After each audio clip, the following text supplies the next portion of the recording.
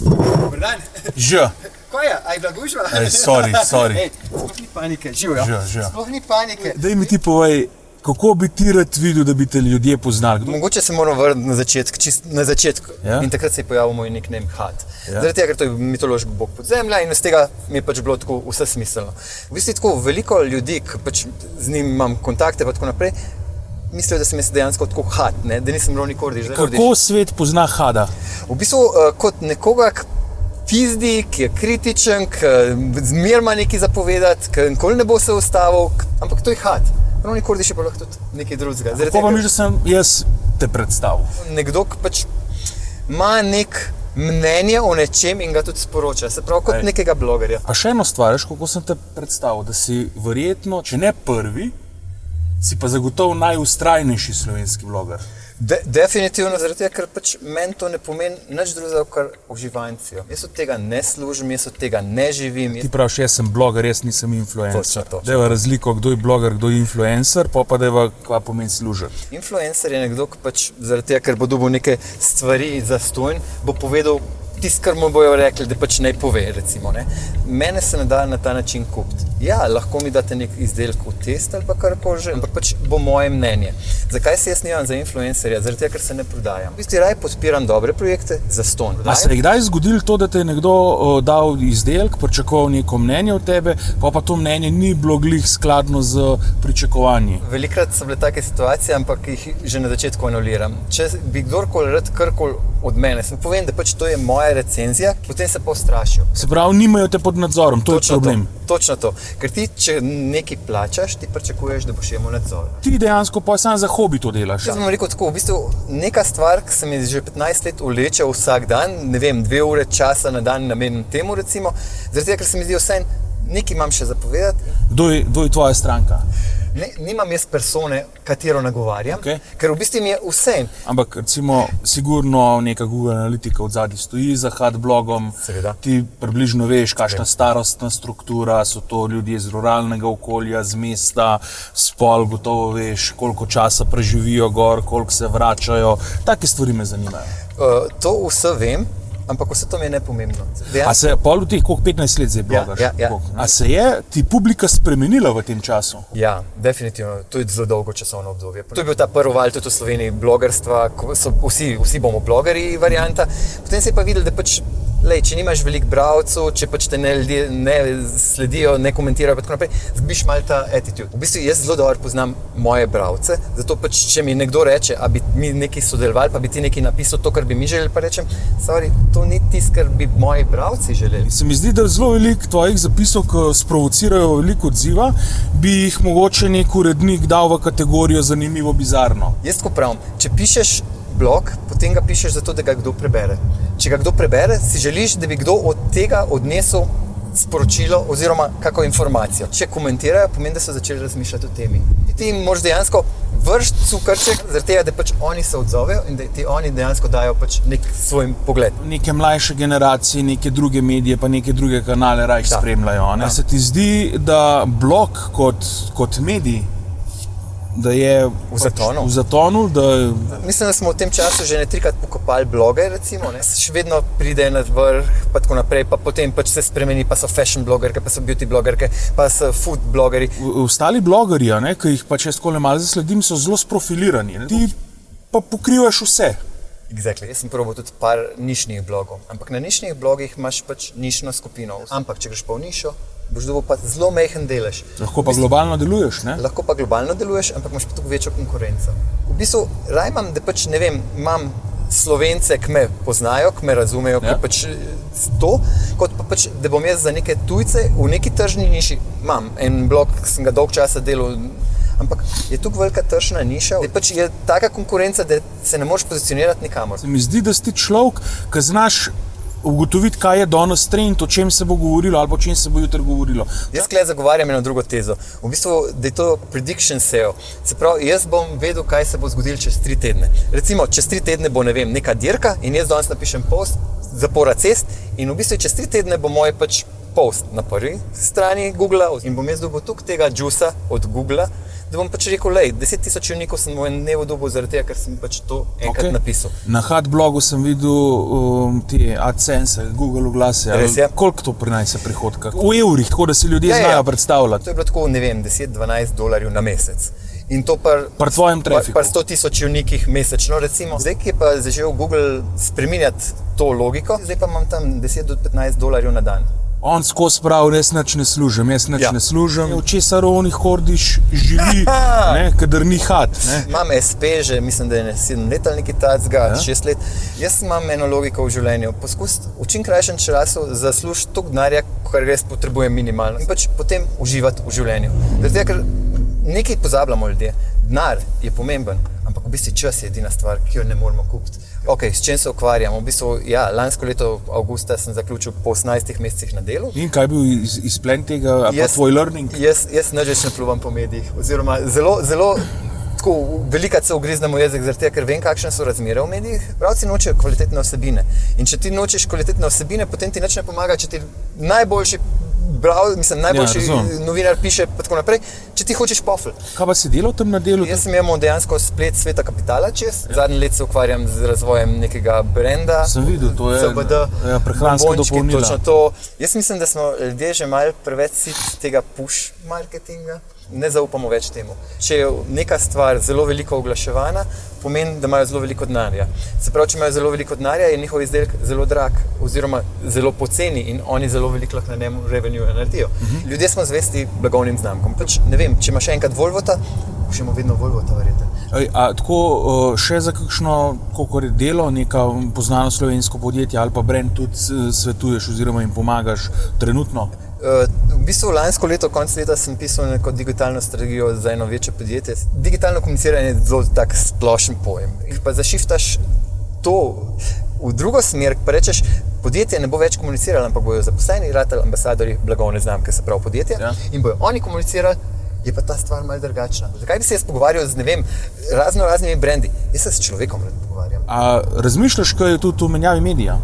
Snemam zelo veliko videov, ampak pač to niso vlogi. Meni gre bolj pač pisanje, oziroma imam občutek, da mi gre bolj pisanje. Meni je Twitter všeč. 140 znakov včasih mi je bilo top. Ampak jaz sem prepričan, da za Hotblog je danes Facebook največji traffic generator, a ni? Ne. Kaj pa je? Organsk. Organic search.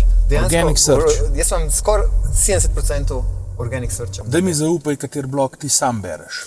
V bistvu je v zadnjih parih letih nobenega. A spremljaš kakšnega blogerja, kaj dela, kako dela? Spremljam vlogerje, spremljam tudi tako ostale pa tako naprej, ampak nimam pa nič tega. Zakaj? V bistvu, jaz sem ful kmečko logiko. Če jaz nekoga spremljam, potem bom jaz v bistvu začel razmišljati o podobnih temah ali pa karkoli že. In jaz ne želim kopirati nekoga drugega. A bi lahko nekdo prišel do nekega zaključka, da Hot je v resnici marketing za to, kar je Roni Kordiš kot freelance consultant na področju digitalnega marketinga? Ves čas jaz sicer govorim, da pač nič ne služim pa tako naprej. Ja, v bistvu, ampak jaz sem spoznal ljudi. Ta social kapital, ki sem ga jaz dobil recimo v vsem tem času, to je pa nekaj drugega. To je pa tista stvar, ki jo jaz sicer ne moremo vrednotiti v ceno z vrednostjo, s čemerkoli že, ampak v bistvu jaz sem spoznal tiste ljudi, ki jih drugače sicer ne bi verjetno nikoli mogel spoznati. A se je kakšen tak zapis v vseh teh 15 letih tako vtisnil v spomin? Vemo, da v Sloveniji problem neplačevanja in tako naprej, recimo. Ampak pač bil je zapis z zelo poučnim imenom Odjebite. In v bistvu zanimivo mi je bilo, koliko ljudi se je najdlo v tistem zapisu. Koliko ljudi me je v tistem trenutku, ko so to videli in so pač se mi upravičevali pa tako naprej. Najbolj bran zapis je novoletne čestitke, ki v bistvu je že star 12 let, ampak vsak december prinese okrog 80 do 100 tisoč unikov. Kaj Slovenci radi beremo? V bistvu Slovenci ne želimo kvalitetnih informacij.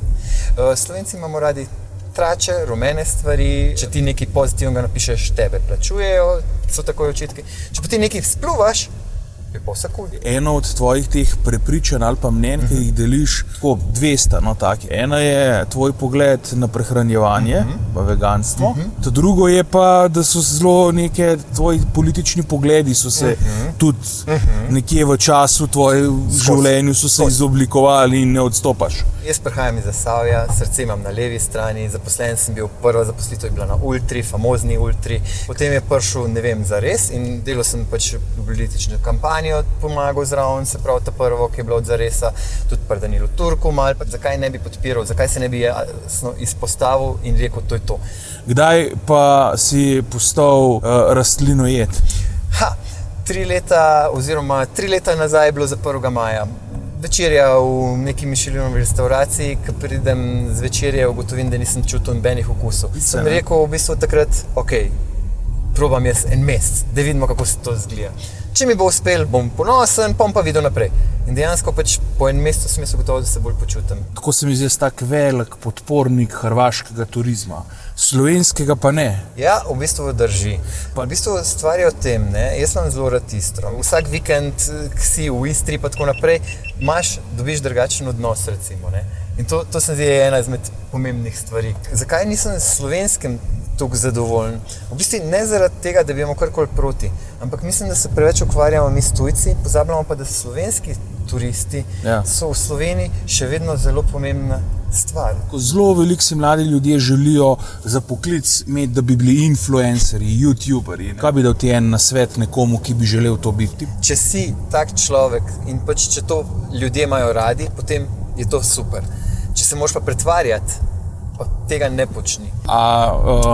Bi bil tvoj nasvet njim, dajte razmišljati, da je planet vaš medijski prostor, ali bi slovenstvo zagovarjal in pač ta ozek prostor? Definitivno je super, ampak to pomeni toliko več pač razmišljanja o tem, kaj bojo tiste osebine, ki jih boš ponudil trgu. Je pa dejstvo, da pač če greš na globalni trg, imaš veliko več možnosti. A misliš, da te otroci, ki bi to radi bili, a misliš, da bojo lahko živeli od tega? Mislim, da nič več. Če je v Ameriki bilo to popularno 5 let nazaj, recimo v Sloveniji ali 2 leti nazaj popularno, in v Ameriki zdaj je to že malo zatonilo, YouTube, Instagram, karkoli že. V bistvu ne staviti vsega na v eno košaro, ne jajca vse dati v eno košaro, raje jih razdeli.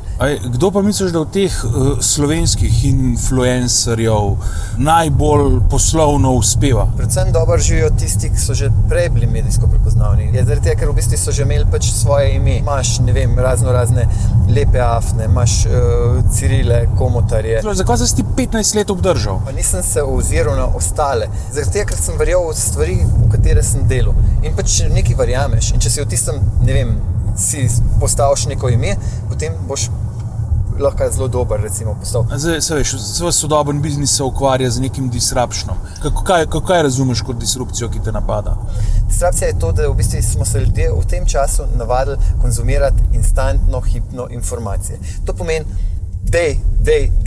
In to ne 3 stavke, 2 stavka, 1 stavek. Predvidevam, da se povprečni čas branja enega prispevka na hat.si zmanjšuje glede na to, kot je bilo pred 10-15 leti. V bistvu tako dejansko sem šel gledati statistiko in je v bistvu mislim, da je 7 sekund razlike. Koliko hočeš maksimalno, da človek za en tvoj prispevek in tvoje mnenje porabi? Minuta pa pol do 2 minute je za moje pojme čisto dovolj.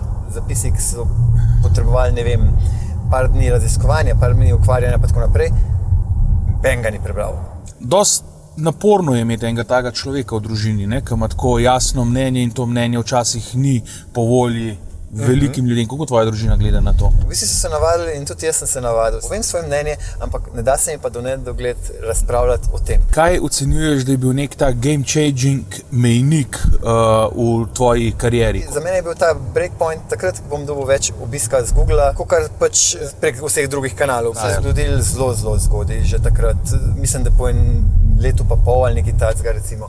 A pa bi znal, recimo, da nek tak podoben napotek nekomu, ki ravno tako hoče malo v tej smeri delovati. Kje naj poišče ta svoj game changing moment? Naj najde pri sebi stvar, s katero misli, da je on kompetenten in s katero se lahko on pač pohvali. Če pa želiš, da te kdo bere, potem pa napiš stvar, da bo catchy, ne zavajati. Se pravi, ne delati naslov, ki bojo obljubljali avion, dobo boš pa pač fičata, ampak pač bod realen. Jaz se zmeri tukaj grem eno tako igro asociacij. Kaj je tvoja prva asociacija besedi 2 za vrhunski izdelek? Trust. Za mene je vrhunski izdelek zgolj trust. Se pravi, to, kar ti da pač izdelek, v katerega verjameš, v katerega zaupaš.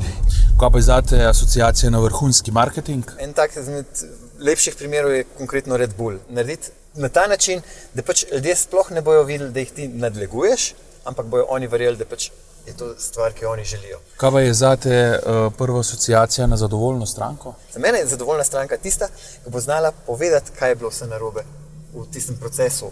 Kaj pa je dream business zate? No ja, na stara leta živeti ob morju, v bajtici, ribice loviti, vegan, ok, in v bistvu uživati življenje. Torej za šport bi lovil ribe. Ja. Recimo, kakšen projekt, če si ga zmislil neko podjetje, bi pa tebe pritegnil k sodelovanju? Osnovni razvoj nekega projekta, se pravi, od tistega trenutka naprej se začne razmišljanje, se pravi, v prvi fazi. Potem, ko začneš postavljati model, karkoli že, tisto me več ne zanima. Roni, kaj sem te jaz pozabil vprašati, pa bi se sam vprašal? V bistvu, če bi se Roni pred 15 leti še enkrat vprašal, kako se zdaj recimo lahko vpraša, a bi začel še enkrat pisati blog? Jap, pa ne samo enkrat, še vedno, še huj. V bistvu, z tega sem jaz naredil nekaj za sebe. V bistvu, jaz sem postal boljši človek, jaz sem se spremenil. Jaz sem pomagal zelo velikim ljudem, tako na sveti, na zapisi, s čemerkoli že.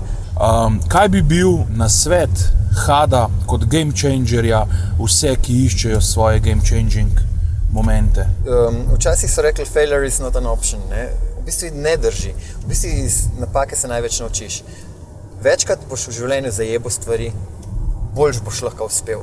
Če nikoli v življenju ne boš zajebo, te bo takrat, prvič, ko se ti bo to zgodilo, te bo podarilo. Torej, živ življenje tako, kot da je vsak dan ta zadnji dan.